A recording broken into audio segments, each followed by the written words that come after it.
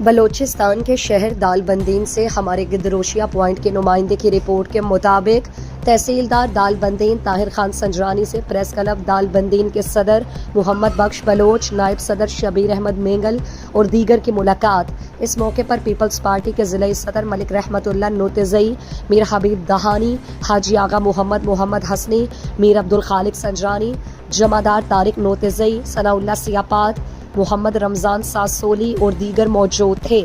تحصیلدار دالبندین طاہر خان سنجرانی وفود سے گفتگو میں کہا کہ علاقے کے لوگوں کی دفتری کاموں کے لیے آفس ہمیشہ کھلا رہے گا۔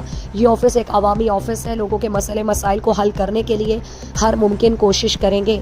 انہوں نے کہا کہ علاقے کے تمام سیاسی جماعتیں، علاقائی معتبرین اور صحافی حضرات کی تعاون انتہائی اہم ہے، تب جا کے ہم اپنے علاقے کے چھوٹے چھوٹے مسئلے مسائل کو حل کریں گے۔